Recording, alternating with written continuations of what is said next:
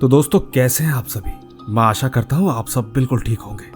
दोस्तों टाइटल तो आपने देख ही लिया होगा, लेकिन मैं आपको एक बात बताना चाहता हूं। मैंने सोचा है कि मैं ट्रक ड्राइवर के ऊपर एक अलग से सीरीज बनाऊं। बस आप यूं ही साथ बनाए रखें। वैसे दोस्तों कहानियों को पूरा सुनना, क्योंकि सबसे आखिरी वाली कहानी भी बहुत इंटरेस्टिंग है। और हाँ, अगर आप ये चाहते हैं कि मैं आपकी कहानियों को अपनी आवाज़ दूं, तो कहानियां सुनने के बाद आप मुझे इंस्टाग्राम पर अपनी कहानियां भेज सकते हैं। साथ के साथ मुझे फॉलो भी जरूर कीजिएगा। तो ठीक, जल्दी से अपने अपने हेडफोन लगाएं और अब शुरू हो जाए मेरे यानी महेश के साथ। दोस्तों मेरा नाम रिक्की है और मैं झारखंड धनबाद से हूँ। आज जो कहानी मैं आप सबको सुनाने वाला हूँ वो एकदम रियल कहानी है। सुनने के बाद आप नीचे कमेंट्स में ज़रूर बताइएगा। तो ठीक, अब मैं अपनी कहानी स्टार्ट करता हूँ। ये कहानी एक ट्रक ड्राइवर की मौत की सच्ची कहानी है। ड्राइवर ने रात में एक लंबा सफ़र शुरू किया। वो बहुत ज़्यादा थका हुआ था, लेकिन उसे पता था कि उसे अपने गंतव्य तक पहुंचना होगा। वो ठीक अपने ट्रक में बैठा और ड्राइविंग शुरू कर दी। रास्ते में उसने एक अजीब सी महिला को सड़क के किनारे देखा, जो कि मदद के लिए इशारा कर रही थी। ड्राइवर ने बिना सोचे समझे उसे सीधा बैठने का इशारा किया। महिला ने बैठते ही कहा कि मैं यहाँ फंस गई हूँ, कृपया मुझे अपने साथ ले जाओ। ड्राइवर ने उसे चुपचाप पीछे बैठने का इशारा किया, लेकिन दोस्तों जैसे ही ड्राइवर ने पीछे मुड़कर देखा तो महिला गायब हो चुकी थी। ड्राइवर ने यह सोचा कि वो बहुत ज़्यादा थका हुआ है। उसने चुपचाप फिर से ड्राइविंग शुरू कर दी, लेकिन कुछ ही देर बाद उसने पाया कि महिला उसके ट्रक में बैठी है। उसकी आंखें लाल हैं और चेहरा पीला। ड्राइवर को महसूस हो चुका था कि आज वो फंस चुका है और यहाँ से अब निकल नहीं सकता। महिला ने कहा कि तुम मुझे यहाँ तक ले आए हो और अब मैं तुम्हें अपने साथ ले जाऊंगी। दोस्तों कुछ ही दूरी पर वो ट्रक किसी पेड़ से टकराकर उल्टा पाया। कहते हैं कि कई ट्रक ड्राइवर उस सड़क पर अपनी ड्राइविंग करते समय जान गंवा चुके हैं। और तो और आज भी उस सड़क पर अगर आप रात में ड्राइविंग करते हैं तो आपको ट्रक ड्राइवर की आत्मा भी दिखाई देगी। इसी के साथ एक ट्रक ड्राइवर ऐसा भी था जिसने अपनी जिंदगी को सिर्फ ट्रक चलाने के लिए समर्पित कर दिया था। वो दिन रात ट्रक चलाता। कई बार तो वो सोता भी नहीं था। वो लगातार बिना रुके इधर से उधर ट्रक चलाता रहता। उसका नाम राहुल था। वो अपने परिवार से बहुत दूर रहता था।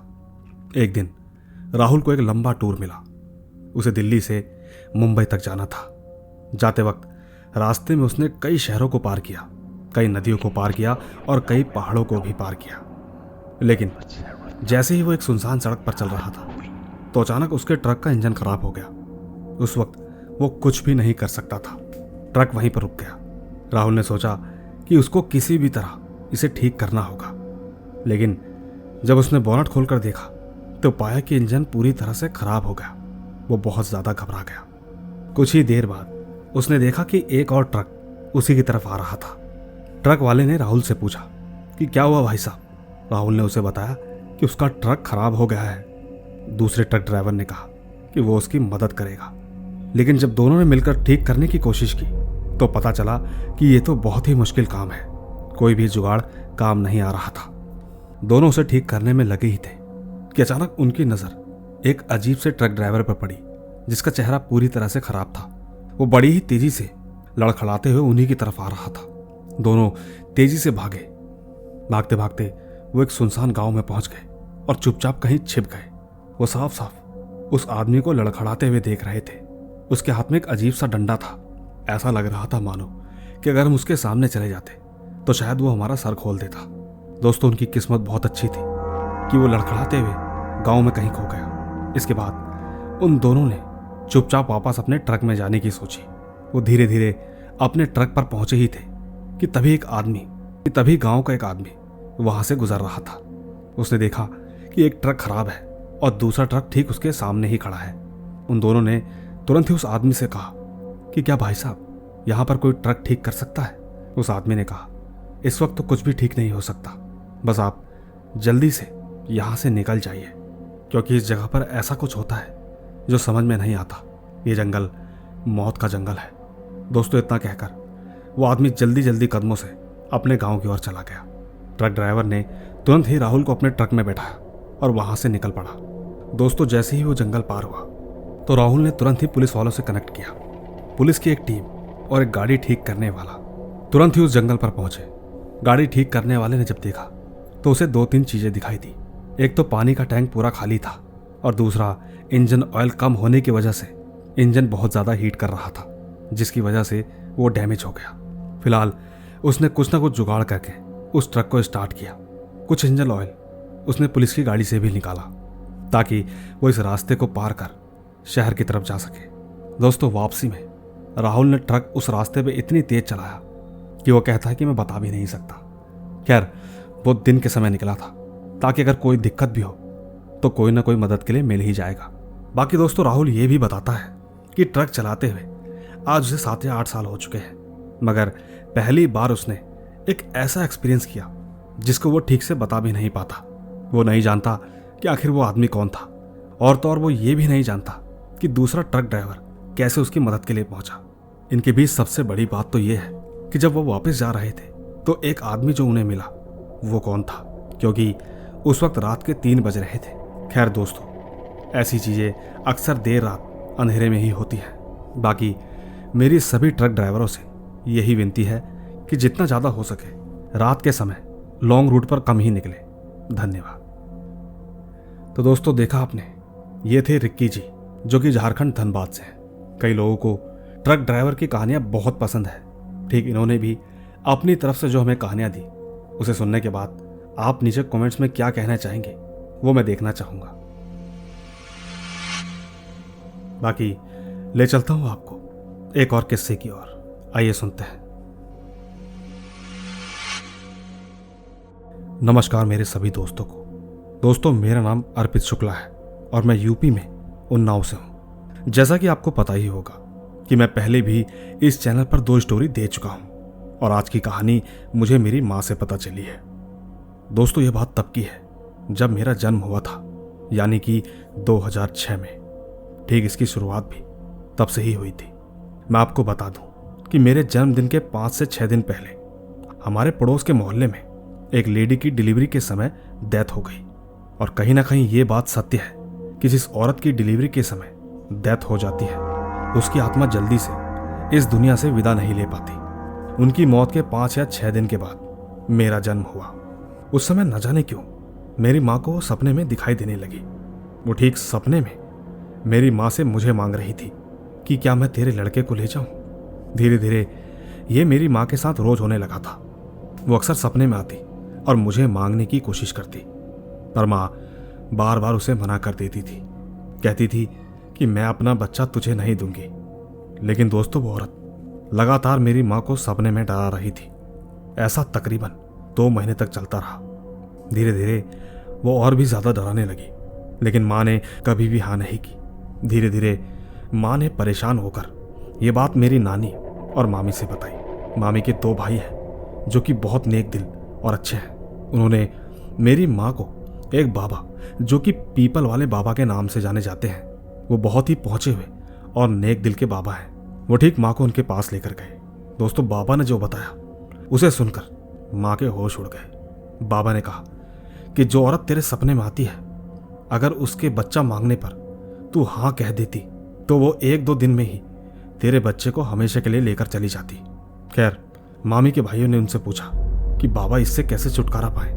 बाबा ने कहा कि वो एक अतृप्त आत्मा है, ऐसे नहीं छोड़ेगी, उसको किसी की जान चाहिए, तब जाकर ये सब ठीक होगा। बाबा ने कहा कि आज रात हम एक पूजा करेंगे। शाम होते ही उन्होंने हवन के चारों ओर एक सुरक्षा घेरा बनाया और फिर हवन शुरू किया। माँ ने बताया कि उस वक्त उन्होंने हवन में सूखी मछलियों की आहुति दी और फिर उन्होंने ये भी कहा कि यहाँ से थोड़ी दूर एक तालाब है, वहां पर एक पीपल का पेड़ है, तुमको वहां पर अकेले जाना होगा और उस तालाब में 7 बार डुबकी लगाकर 1 लोटा जल और 17 प्रकार की मिठाइयां उस पेड़ पर चढ़ानी होगी। तुम्हें वहां ऐसा कहना होगा कि ये सब स्वीकार करो और मेरे बच्चे को मत ले जाओ। बस इतना ही कहकर तुम्हें वापस आना है। ध्यान रहे, कहीं कुछ भी हो, पर तुम्हें वापस पलटकर बिल्कुल नहीं देखना है। अगर तुमने गलती से भी देखा तो वो तुम्हारे बेटे को ले जाएगी। दोस्तों, माँ ने ऐसा ही किया और मुझे बताया कि जब वो गई तो डर से उनके हाथ पैर कांप रहे थे और जब वो वापस आ रही थी तो उनको ऐसा लगा कि उनके पीछे बच्चा यानी कि मैं रो रहा हूँ। उस वक्त उनका बड़ा मन था कि एक बार पीछे मुड़कर देखूं, लेकिन उनको ये बात याद आई कि बाबा ने कहा है चाहे कुछ भी हो जाए वापस पीछे मुड़कर मत देखना। दोस्तों, इस सब के बाद बाबा ने फिर से एक पूजा की और मेरी माँ को उस हवन की राख दी जिसको मेरे सर पर लगाना था, और तो और उस राख को मेरे नहाने के पानी में भी मिलाना था। दोस्तों, इसके कुछ दिन बाद मामी के भाइयों ने बताया कि उन बाबा को अचानक पैरालिसिस अटैक हुआ है, जिसके कुछ दिनों बाद अब वो नहीं रहे। दोस्तों, कहीं ना कहीं मुझे ऐसा लगता है कि उन्होंने मुझे बचाने के लिए, क्योंकि देखने में उनका शरीर हर जगह से स्वस्थ था। बाकी दोस्तों, अंत में मैं आप सबसे यही बोलना चाहूँगा कि आप लोग अपने माता पिता की जितनी ज़्यादा हो सके उतनी सेवा और सम्मान करें, क्योंकि ये आपकी जान बचाने के लिए अपनी जान भी दे सकते हैं। मैं अपनी माँ से बहुत प्यार करता हूँ। धन्यवाद। तो दोस्तों, देखा आपने, ये थी अर्पित शुक्ला की कहानी। इनकी कहानी अच्छी है और मैं चाहूँगा कि आप नीचे कमेंट्स में ज़रूर बताइएगा, क्योंकि मैं ले चलता हूँ आपको अगली कहानी की ओर। आइए सुनते हैं। दोस्तों, एक गांव था जिसका नाम शिवपुरी था। वहाँ पर एक लड़का रहता था जिसका नाम रोहन था। उसके परिवार में उसके माता पिता और भाई बहन रहते थे, लेकिन शिवपुरी में कुछ अजीब बातें हैं जो लोगों को तंग करती हैं। रोहन ने सुना था कि शिवपुरी में एक चुड़ैल रहती है जो रात में निकलती है और लोगों को तंग करती है। रोहन ने तुरंत ये बात अपने परिवार को बताई, लेकिन किसी ने ये बात नहीं मानी। एक दिन रोहन की बहन रिया रात में गायब हो गई। रोहन ने उसे बहुत ढूंढा, लेकिन उसे कहीं नहीं मिली। उसने अपने परिवार को बताया और उन्होंने पुलिस वालों को बुलाया। पुलिस वालों ने बहुत जगह ढूंढा, लेकिन उसका कोई पता नहीं मिला। रोहन सोचने लगा कि शायद चुड़ैल ने उसे पकड़ लिया है। रोहन ने चुड़ैल को ढूंढने का फैसला किया। उसने शिवपुरी के लोगों से पूछा कि चुड़ैल कहाँ रहती है। लोगों ने कहा कि वो पुराने महल में रहती है जो कभी किसी ने नहीं देखा। रोहन ठीक उस महल की तरफ बढ़ चला। उसने वहां पहुंचकर देखा कि वो महल बहुत पुराना और वीरान था। वो उसके अंदर जाना चाहता था, लेकिन दरवाज़ा बंद था। उसने पूरी ताकत से वो दरवाज़ा खोला और पाया कि अंदर रिया बैठी थी, लेकिन रिया बड़े ही अजीब तरह से बैठी थी। उसके चेहरे पर एक मुस्कान थी।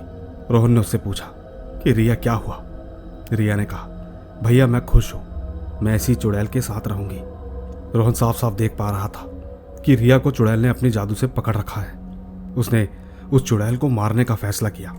उसने ठीक उस चुड़ैल को आग में जला दिया और चुड़ैल का अंत हो गया। लेकिन जब रोहन बाहर आया तो उसने पाया कि शिवपुरी का नाम अब रक्षापुर है और लोगों के चेहरे पर बहुत मुस्कान है। उसे एक अजीब सा एहसास होने लगा। उसने सोचा कि शायद चुड़ैल ने उसे भी अपने जादू से पकड़ लिया है। उसे ऐसा भी लग रहा था कि शायद अब उस चुड़ैल ने उसके परिवार को भी जादू से पकड़ लिया है। वो सोचने लगा कि अब कुछ करना होगा। उसने अपने परिवार को बचाने का फैसला किया। रोहन ने चुड़ैल के पास जाना चाहा, लेकिन चुड़ैल ने अपने जादू से उसे आने से रोक दिया। रोहन समझ चुका था कि अब उसे शायद कुछ और करना होगा। उसने देखा कि चुड़ैल के आसपास एक दिया है जिसमें आग जल रही है। न जाने उसके मन में ऐसा क्या ख्याल आया। उसने उस दिए का इस्तेमाल करने की सोची। उसने तुरंत दिया उठाया और उस चुड़ैल के ऊपर फेंका।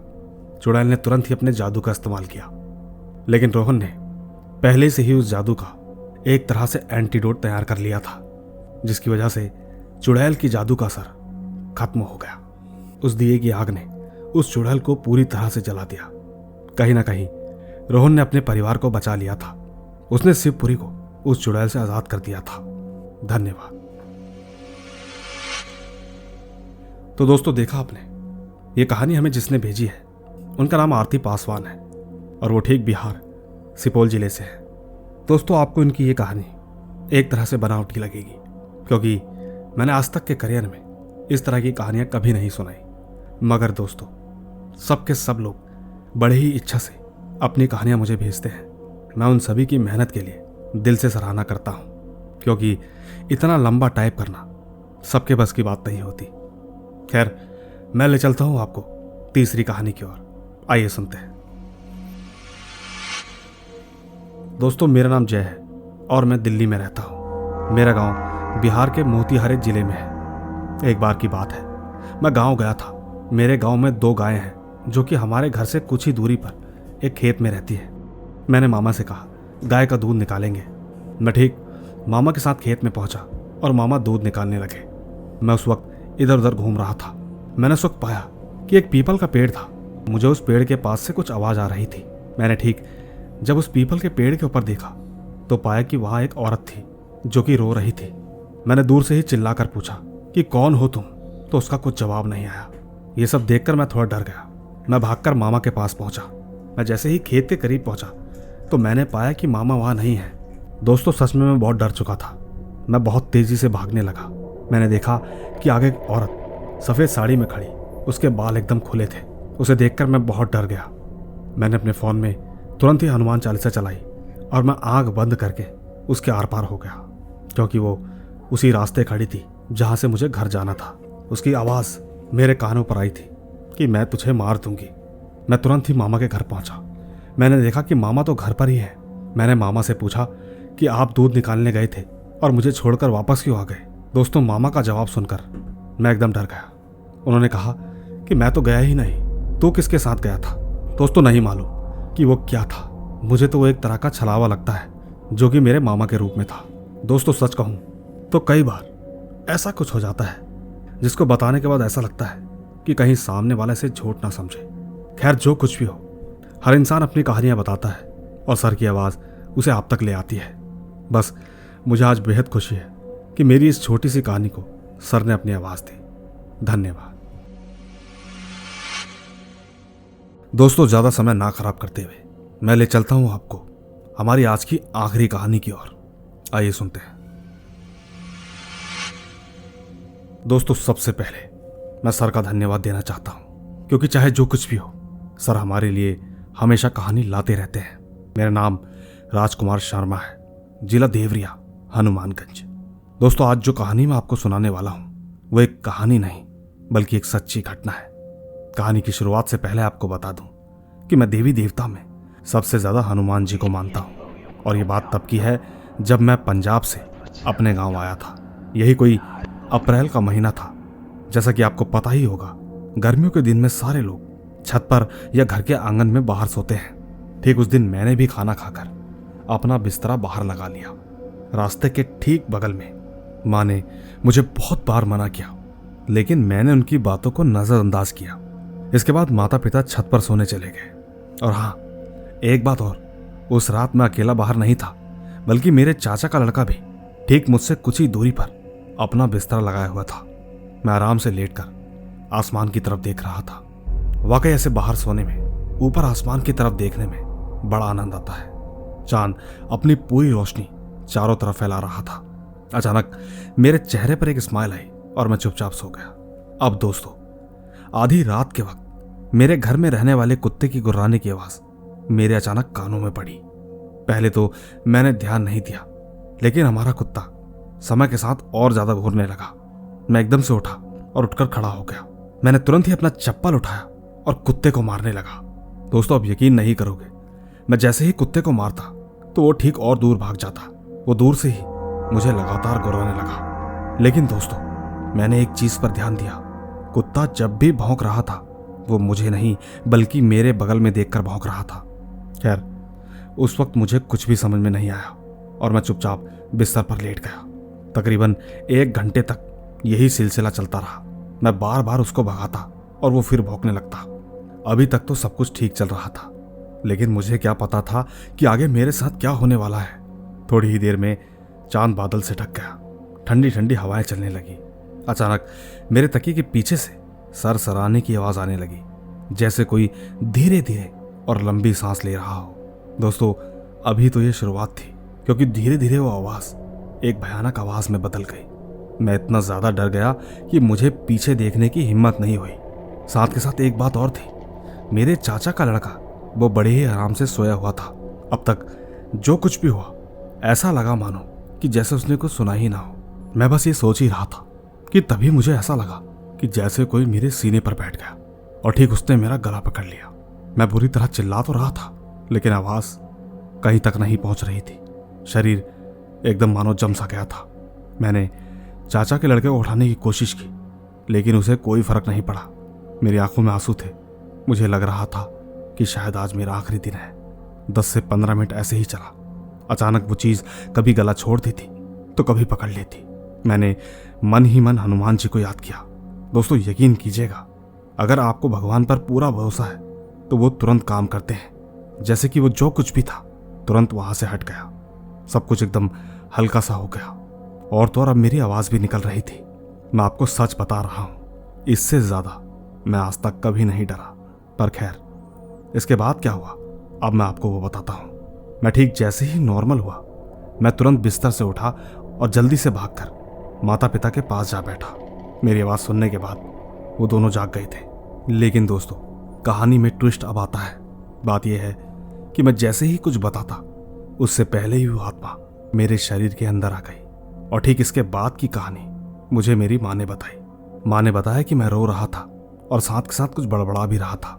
कुछ पूछो तो गुस्से में आंखें लाल हो रही थी। उस वक्त माता पिता सब कुछ समझ चुके थे। बाकी आपको एक बात और बता दूं कि मेरे माता पिता तंत्र मंत्र के बारे में थोड़ा बहुत जानते हैं। कहते हैं कि उनके ऊपर जिन्न बाबा आते हैं। माँ भागकर नीचे से चावल और लौंग लेकर आई। पिताजी ने तुरंत ही कुछ मंत्र पढ़े और फूंक दिया। लेकिन दोस्तों, वो आत्मा जाने का नाम नहीं ले रही थी। मैं इतना चिल्ला रहा था कि अगल बगल के लोग भी आ गए। थोड़ी देर बाद मेरे बाबा ने मुझसे पूछा कि तू कौन है और इसे क्यों परेशान कर रहा है। दोस्तों, मैं कुछ जवाब नहीं दे रहा था, बस बाबा को गुस्से से देख रहा था। इतने में ही बाबा को गुस्सा आ गया। उन्होंने कुछ मंत्र पढ़े और मेरे चेहरे की तरफ फूंक दिया। मैं अचानक जोर से चिल्लाने लगा। उसी वक्त मेरे से दोबारा सवाल किया गया। पूछने लगे कि बता तू कौन है। दोस्तों, तब जाकर कहीं उसने बताया कि मेरा यही रास्ता है और मैं इसी रास्ते से हमेशा जाता हूँ। आज ये मेरे रास्ते के बीच में सोया था। मैंने इसे संकेत भी दिया, लेकिन इसने अपनी चारपाई नहीं हटाई। खैर, बाबा ने फिर से कहा, रास्ता किसी का नहीं होता, अब तू चुपचाप चला जा, नहीं तो ठीक नहीं होगा। उस आदमी ने कहा, मैं इसे जिंदा नहीं छोड़ूंगा। बाबा ने कहा कि अब अगर तू नहीं गया तो तुझे जिंदा जला दूंगा, दोबारा किसी को परेशान नहीं कर पाएगा। बाबा ने अपनी मुट्ठी बंद की और कुछ मंत्र पढ़े। वो आत्मा तुरंत बोल पड़ी, ठीक है, रुक जाओ, मैं जा रहा हूं, लेकिन मेरे से पीछे छुड़ाना इतना आसान नहीं। इसके बाद हंसते हंसते वो चला गया। दोस्तों, मेरी तबीयत खराब हो गई। उसी रात मुझे 104 डिग्री बुखार भी आया। मैं पूरी तरह से कांप रहा था। बाबा ने मेरे लिए एक ताबीज बनाया और मुझे पहना दिया। नहीं मालूम कब सुबह हो गई। पर दोस्तों, एक बात है, अब वैसे सब कुछ ठीक चल रहा है, लेकिन वो आत्मा कभी कभी आ जाती है, जिसके कारण मैं रोने और चिल्लाने लगता हूँ। दोस्तों, अगर इसके आगे भी कुछ होता है तो इसके आगे की कहानी मैं सर को ज़रूर भेजूंगा। मुझे उम्मीद है कि मेरी इस कहानी को सर यूट्यूब पर ज़रूर लाएंगे। और हाँ, कहानी ख़त्म करने से पहले मैं आपको एक चेतावनी देना चाहता हूँ कि अक्सर रात के समय रास्ते या रास्ते के बगल में बिल्कुल नहीं सोना चाहिए। क्या पता कब कौन सी बला गुजरे और आप उसका शिकार हो जाओ। जाने से पहले बस इतना ही कहूँगा कि मेरे पास एक और सच्ची कहानी है जो कि मेरी ही है। बस उम्मीद है कि जितनी जल्दी ये कहानी आती है उतनी ही जल्दी मैं दूसरी कहानी भेजूंगा। धन्यवाद। तो दोस्तों, ये थी हमारी आज की कहानियां। मुझे उम्मीद है कि आपको ये कहानियां ज़रूर पसंद आएगी। और जाने से पहले मैं आप सबसे ये कहना चाहता हूँ कि कोई भी कहानी हो मैं अपने हिसाब से नहीं बनाता। जिस तरह आप सभी लोग प्यार से मुझे कहानियां भेजते हैं, मैं ठीक आप लोगों की इज्जत करते हुए उस कहानियों को आप तक लाता हूँ। बस आप यूं ही इसी मनोरंजन में मेरे साथ जुड़े रहिएगा। बाकी जल्द ही मिलूंगा आपसे। बस आप तब तक अपना और अपने परिवार का ख्याल रखें। चलता हूँ। Bye bye.